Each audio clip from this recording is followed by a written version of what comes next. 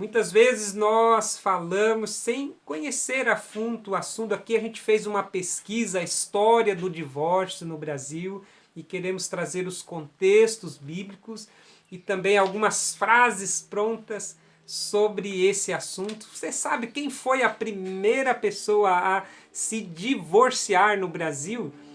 O número da lei que instituiu o divórcio? Tudo isso e mais um pouco você vai saber. Fique aí comigo, já deixa aquele like e vamos junto, que o assunto tem a ver com todos nós, o assunto tem a ver com família, e você tem uma família.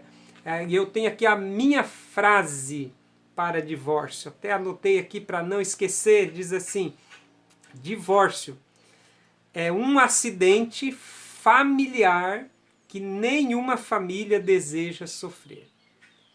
Divórcio, um acidente familiar que nenhuma família deseja sofrer. Essa é a minha definição. Qual é a sua? Escreve aí a sua definição sobre o tema de hoje, que é divórcio.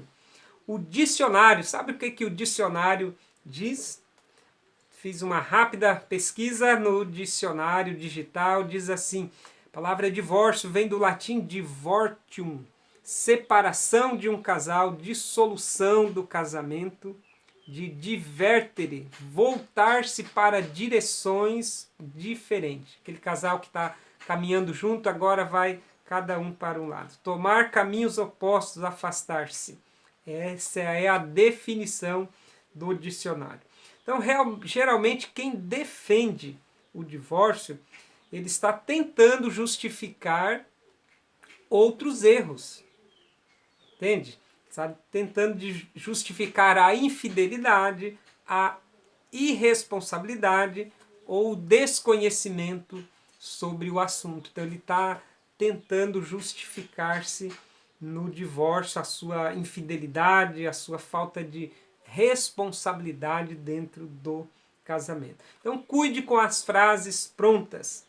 É melhor divorciar do que viver brigando. Sim, é melhor divorciar do que acabar se matando, do que viver de aparência. Tem muitas frases prontas como essa. Percebe-se que a expressão é melhor, não é o ideal que a pessoa quer, não é o que ela queria, ela está fazendo uma escolha. Então, entre viver brigando, viver de aparência, viver um relacionamento que não está bom, aí ela diz: então é melhor separar nessa hipótese. Percebe? Então, a expressão é melhor, ela não quer dizer que é o ideal e nem o que a pessoa está defendendo, é a escolha daquele momento. E essa escolha, né, pelo divórcio nem sempre é a melhor opção.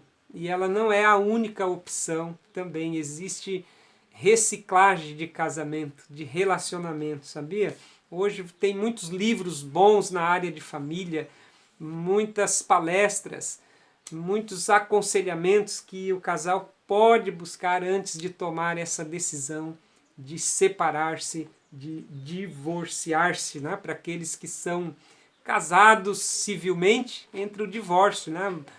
Uma grande maioria nem acredita e nem casa-se no cartório perante a lei. Então, para essas pessoas, divórcio também não existe, porque eles já não casaram-se legalmente. Então, o divórcio será para aqueles que casam legalmente, ter que separar, assinar papel.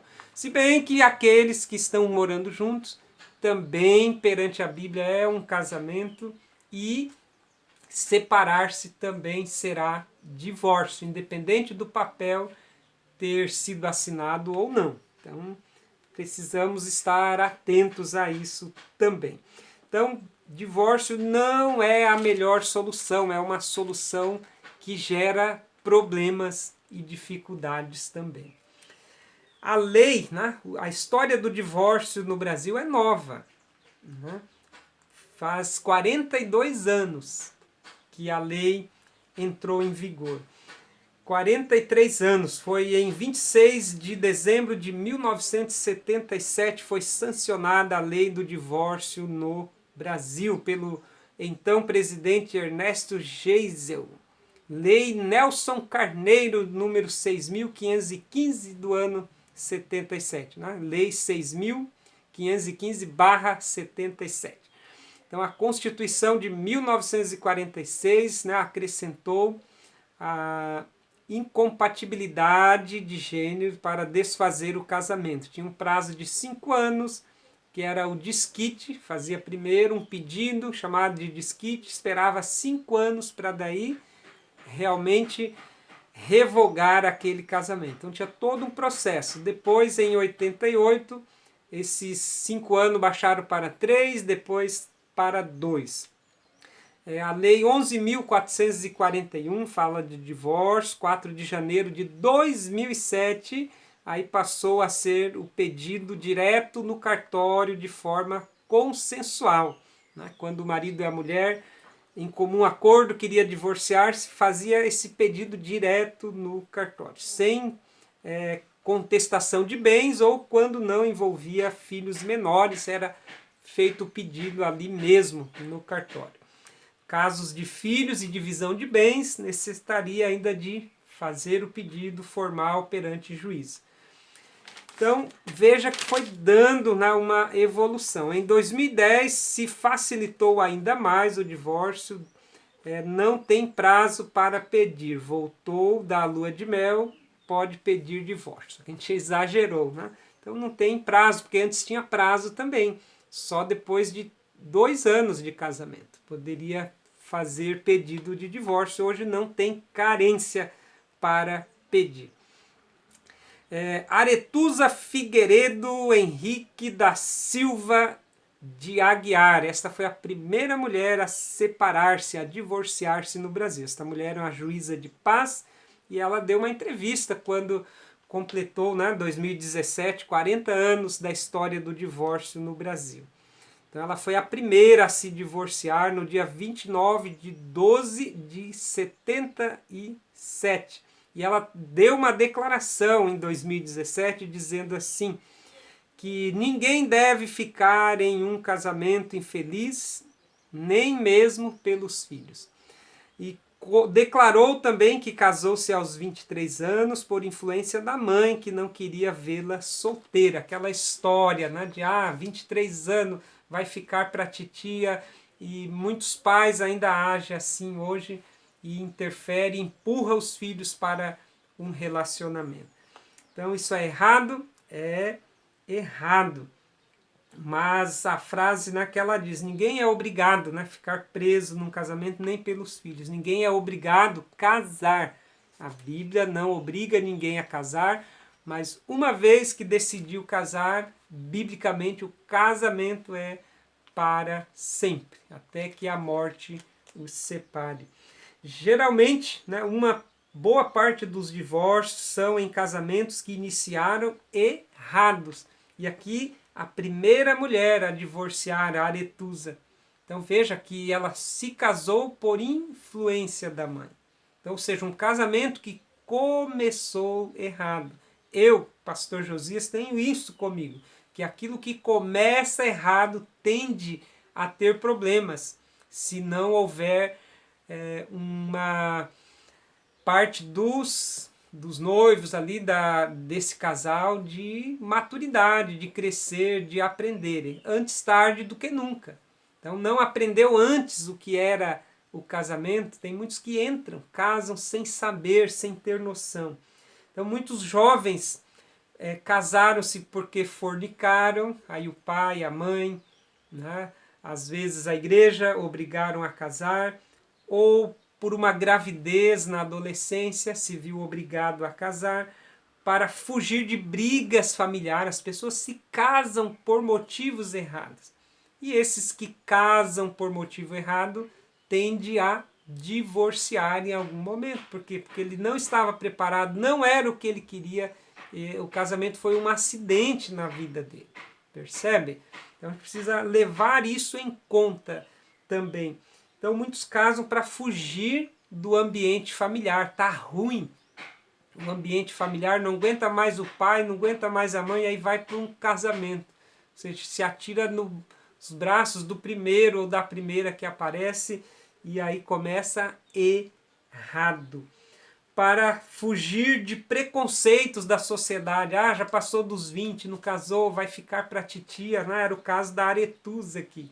E se pensar, né, 43 anos, a cobrança era grande pela sociedade, pois as mulheres casavam-se aos 16 anos, ela já tinha 23.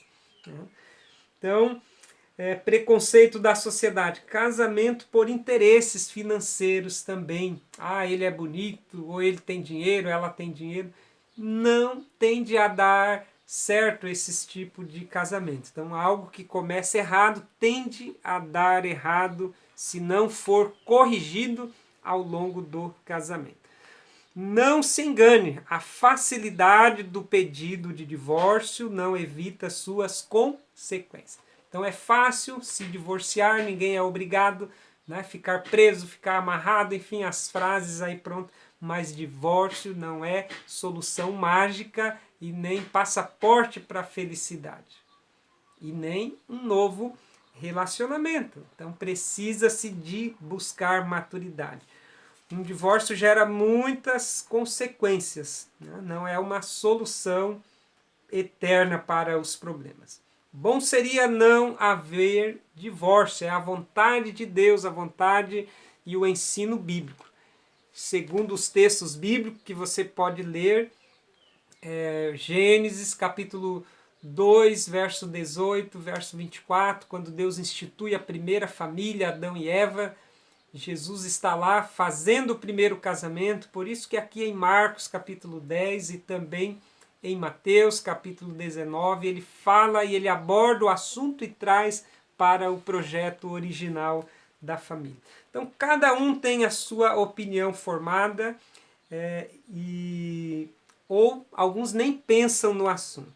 Mas quando acontece na família, um amigo próximo, aí vem à tona, ou quando alguma notícia, né, impactante na mídia, aí surgem as polêmicas. Então, meu valor de vida é a Bíblia. Um dos meus valores é a Bíblia, a palavra de Deus, e eu me oriento por ela. E respeito se você pensa diferente disso. Então aqui a gente vai citar rapidamente alguns textos bíblicos, que é os que nós já falamos. Mateus, capítulo 19, do 1 ao 12, leia. Certo? Leia, a gente não vai estar lendo aqui todos os textos, leia para que você entenda. Marcos, capítulo 10, também, o início ali do capítulo. Importantíssimo você ler para entender. Então a pergunta que os fariseus fazem para acusar Jesus, eles fazem uma pergunta e eles não estão preocupados no bem-estar da família, eles não estão preocupados com o casamento, eles querem pegar Jesus numa resposta incoerente, eles não estão preocupados com a família. E muita gente que defende também divórcio não está pensando no bem-estar total da família. Então a gente precisa entender isso. Então Jesus é o autor da família e ele tem autoridade para falar sobre o assunto. E diante da pergunta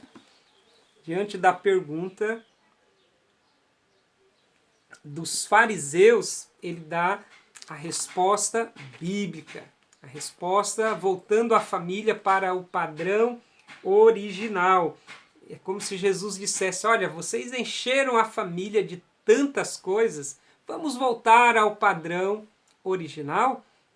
Então Jesus convoca eu e você para Gênesis capítulo 2, o início da família, o início de tudo. Lá é a base. Um homem e uma mulher. Deixa pai e mãe e se une à sua mulher. Forma uma nova família com a bênção de gerar filhos. Então, um homem e uma mulher, o casamento bíblico, não é dois homens, não é duas mulheres, um homem e uma mulher, não é fazer um test drive, vamos ficar um mês junto para ver se dá certo. Não, se unem em matrimônio. Os dois se tornam uma só carne, tem a bênção de Deus para gerar filho. Isso é uma proteção para a família. Então a lei, a ideia aqui de Deus é que a família seja protegida, não seja violada não tenha corpos estranhos dentro desse relacionamento familiar. Então Jesus resgata esse padrão original. A pergunta ali, como eu disse, não é preocupação com a família, era para incriminar Jesus em algum erro, em alguma incoerência. Então eles não estão preocupados com a família, né, com o valor da família. Então Jesus resgata esse direito. A pergunta era se podia dar carta de divórcio ou não. Jesus responde resgatando a originalidade da família, que não existe a possibilidade de divórcio, de separar, mas casamento para sempre. E ele resgata também a questão dos fariseus ali ligados ao ensino de Moisés, conforme Números 24, onde Moisés regulariza uma situação da época em que as nações pagãs, né, abandonavam as mulheres e elas não tinham nenhum direito, nenhuma proteção. Então a carta de divórcio ali dada, ordenada, estabelecida na lei de Moisés, era uma proteção, uma segurança para aquela mulher que estava sendo abandonada, rejeitada pelo marido, e que não era, né, questão de infidelidade, era apenas, não gostei, né, tem aqui, enfim, né, motivo, abandonava aquela mulher. Então ela tinha agora na mão uma carta, a carta de divórcio, uma garantia. E também para preservar, que o contexto ali você vai ler, que se essa mulher foi rejeitada, casava de novo, aquele homem morria, e esse primeiro não podia novamente assumi-la como mulher. Então tinha ali essas garantias para preservar também heranças, dote, enfim, toda uma questão envolvendo ali de direitos. Veja que a Bíblia ela já pensava nos direitos da mulher, no direito dos filhos, nos bens da família. Então, muito se tem hoje movimentos, né, em busca defendendo isso, aquilo, outro. A Bíblia já é a base de tudo. A Bíblia sempre defendeu a família, a Bíblia sempre defendeu a mulher, a Bíblia sempre defendeu o idoso e as crianças. Só não enxerga quem não lê a Bíblia ou quem não quer enxergar, mas a Bíblia já traz à tona todos os direitos que eu como ser humano, que você como ser humano necessita. Está aqui, ó, na palavra de Deus. Então, pois bem, então à luz da Bíblia, Jesus deixa claro aqui que o casamento é eterno. Então, não tendes lido que no princípio o Criador os fez homem e mulher, e disse, portanto, o homem deixará pai e mãe, e unir-se-á à sua mulher, e serão os dois uma só carne. De modo que já não são dois, porém uma só carne, portanto o que Deus uniu não pode separar o homem. E aí Jesus vai dizer, né, 9, eu, porém, vos digo que qualquer que repudiar a sua mulher, a não ser por causa de adultério, e casar com outra, comete adultério, e quem casar com a repudiada também comete adultério. Então aqui Jesus vai mais além e ele dá aqui a única possibilidade para divórcio: infidelidade, que é quebra de aliança. Quebrou, né, a aliança que ele fez perante o altar. Então a única possibilidade bíblica aqui nos evangelhos para divórcio é a infidelidade. E mesmo quando há infidelidade, trabalha-se a reconciliação para a integridade, para a preservação da família. Então, o divórcio, a Bíblia é contrária, e essa possibilidade aqui de infidelidade. O apóstolo Paulo vai falar sobre o assunto, 1 Coríntios 7, verso 15, e lá ele traz à tona mais alguma questão, que seria o divórcio na questão quando uma das partes não tem fé em Jesus. Então a Bíblia é o manual do cristão, né? E Paulo diz lá, a mulher converteu, o marido não, e esse marido não quer levar adiante esse casamento, ele abandona o lar, não seria por abandono. Aí caberia ali o divórcio para essa família, porque o cônjuge foi embora, abandonou, pela questão da fé, né? Então, o abandono do lar. Aí as famosas perguntas, mas violência, quando há risco de morte? Sim, tem leis, como eu disse, a Bíblia tem muitas leis para proteger a família, a mulher, e hoje cada país tem as suas leis e a mulher deve recorrer a elas, né? A lei Maria da Penha, proteção aí da mulher. Então, independente da situação, né? Teve agressão, tem a lei, vai buscar na lei a proteção, busque ajuda, mas quando chegou nesse ponto é porque houve falhas. Ninguém começa a brigar, a bater do dia para a noite. Então houve alguma falha nesse período, nesse casamento, falta de reciclagem, faltou amor, faltou Deus, faltou alguma coisa, excesso de trabalho ou vícios. Geralmente os maridos que batem nas esposas também são pessoas que sofrem, né, do alcoolismo ou outras drogas, enfim. Então tem outros problemas. Então não o problema exato, não é aquilo ali que está aparecendo. Ou ciúme, né? Ou outros problemas, de repente a mulher não respeitou, houve falta de respeito, né, por um dos cônjuges, então culminou-se na agressão, né? Violência gera violência. Então o casamento tem que ser regado por amor, por fidelidade. Faltou infidelidade não é casamento, faltou amor não é casamento. E muitas pessoas já casam sem isso.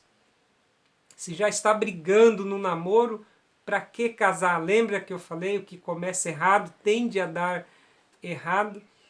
Então, mas tem como mudar, como buscar ajuda, buscar solução e mudar isso antes de chegar a tal ponto, né, das agressões. Então pense nisso. Então essas são as possibilidades bíblicas, né, para divórcio. E mesmo assim, né, quando casa de novo, vai cometer adultério, né, porque o casamento é um só. E cada igreja trabalha isso conforme os seus estatutos, as suas leis internas, né? A Bíblia ela está aí, ela é contra e a igreja resolve, né, as situações, assim como Moisés deu a carta pelo problema existente ali no deserto. Hoje as igrejas também, cada liderança, né, cada assembleia, né, locais das igrejas tomam as decisões para resolver os problemas e acolher as famílias. Deus é amor, ele perdoa, existe perdão para todo tipo de pecado, com exceção, né, a blasfêmia contra o Espírito Santo. Você, a partir do momento que você negar o Espírito Santo, enfim, não tem como você ter perdão se você não crer, né, naquele que traz o perdão. Mas para tudo tem solução. E a igreja trabalha essas soluções. Então não existe um pecado eterno, a pessoa ficar eternamente num pecado. Então a situação, ela é pecado. E a igreja trabalha, disciplina, a pessoa fica ali, cumpre um tempo. E a igreja aceitar essas pessoas, o fato da igreja acolher essas pessoas na comunhão, não quer dizer que está passando a mão em cima do pecado, quer dizer que está incentivando-se o divórcio, está resolvendo um problema, uma circunstância. Lembra da frase que eu falei? Um acidente, aconteceu um acidente, tem que resolver, tem que tratar, e cada caso é um caso. Então não fique generalizando as situações, o assunto é delicado, porque, como eu disse, é um acidente na família, não é para existir. Então, se você entender dessa forma, ficará mais fácil. Eu creio que ninguém, todos perguntarem para quem se divorciou se realmente eles queriam, casaram já pensando nisso. Não, ninguém faz isso. Mas quando dá um problema, às vezes por não ter buscado ajuda, e eu conheço pessoas que se separaram, por quê? Porque não buscaram ajuda. Então, se você está aqui ouvindo esse vídeo, assistindo, e o teu casamento está com problema, busque ajuda. Busque ajuda. Se você ainda é solteiro, leia. Vou ficar aqui o meu conselho para você, jovem, solteiro. Busque ler sobre família, sobre o que é um casamento. Leia bastante, assista bastante vídeo. Entre num casamento sabendo o que é. Quando encontrar a pessoa da sua vida, ore, converse com ela sobre o casamento, sobre projetos de vida, sobre o futuro de vocês, para ver um alinhamento antes de entrar no casamento. Sabe qual é o mal dos jovens, né? Aí no período de namoro só querem, né, beijar, querem passear e não conversa sobre os projetos de vida. Ah, depois a gente vê.